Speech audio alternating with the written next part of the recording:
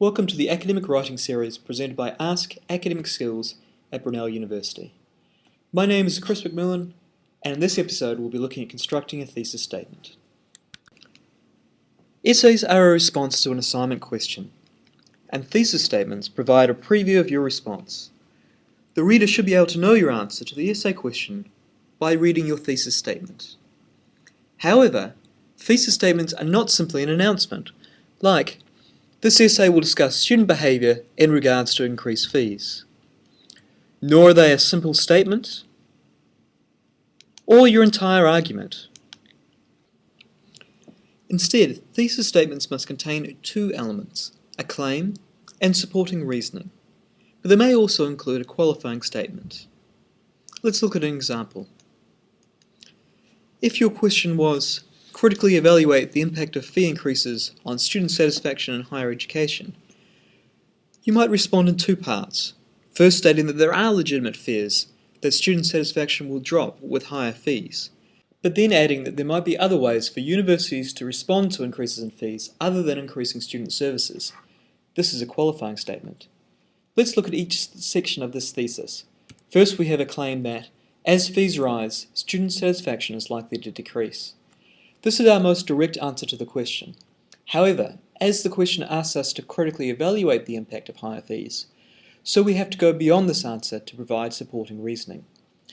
This reasoning is the next section of the thesis, as they demand stronger services from universities that have not been provided with extra funding to offer that support. This is our most basic answer to the question, but we can go further than this in offering a qualifying statement. Conversely, student satisfaction is not totally determined by students' perception of university services, and there may be other ways, such as an increased focus on teaching standards, to maintain satisfaction levels without extra funding. This thesis statement provides a much more direct answer to the question. Because your thesis statement is so important, it is placed at the beginning of your essay, at the end of the introduction. Let's have a look. As you'll be able to see in more detail in our Structuring Your Introduction video, an introduction to an essay has three parts. It hooks the reader in, telling what they need to know. It provides an outline of what will be discussed, and it provides a thesis statement that tells the reader what you will be arguing. By placing this thesis statement at the beginning of your work, you give yourself a position to defend, and you provide a map for the reader to follow, showing them the main points and sections that are to come. Likewise, by breaking down your thesis statement, you also provide an outline for your own essay, which you can break up into sections as you identify the main points you have to defend. In summary, a thesis statement provides a preview of your justified response to the essay question, and because it provides the reader with this direct response to the question, it is perhaps the most important aspect of your essay.